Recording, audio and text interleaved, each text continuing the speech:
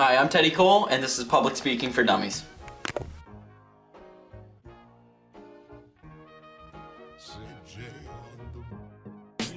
First, let's start off with basics. First thing, we have to start off with posture. Keep your back straight, chest up, assertive position. You want to make sure you're not swaying or touching any clothing articles. Number 2 is eye contact. You want to avoid looking down as much as possible. Keep eye contact with the crowd.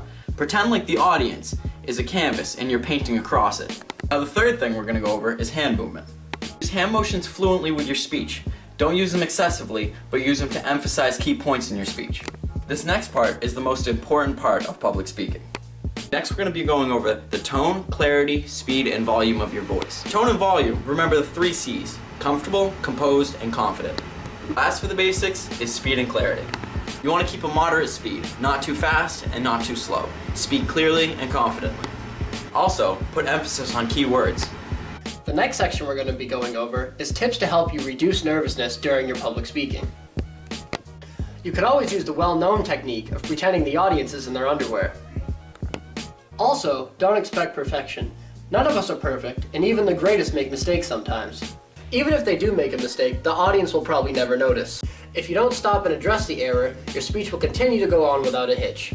Do not be nervous of your nervousness. This will often lead to even greater anxiety. Be confident and don't worry. Successful speakers will take this nervousness and turn it into positive energy and charisma.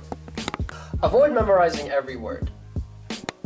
If you memorize every word and mess up on one, it'll cause greater mistakes and faults than if you just memorize the key points and topics of your speech. For this part of the video, we're going to be going over speech types and when to use them. The first speech we're going to be going over is an informational speech. This is a speech where you're not trying to convince the audience, you're trying to give them factual information about a topic.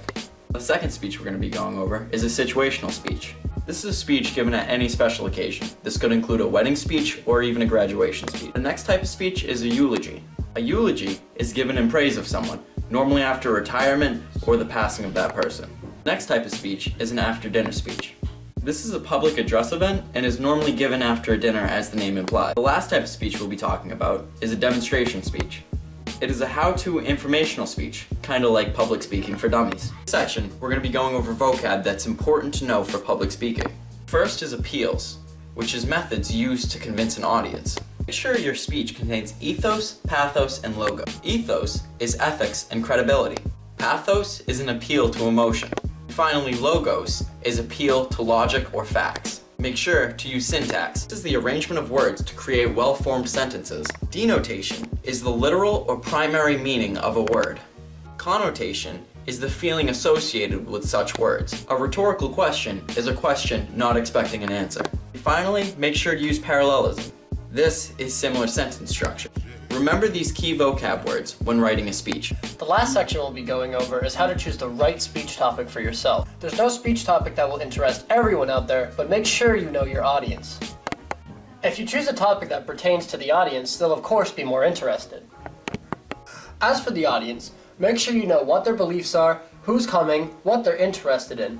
Write something that really resonates with the audience. As well as the audience, make sure you pick a topic that you yourself are interested in. If you speak passionately about something, the emotions will be more real and more convincing to the audience. Now that you've found a speech topic that you yourself are interested in and the audience is interested in, you can pick a speech topic that will satisfy both needs. This has been Public Speaking for Dummies. Now you know all the tips and tricks to giving a successful speech. We hope you'll take away something from Public Speaking for Dummies and use it to become a more successful public speaker.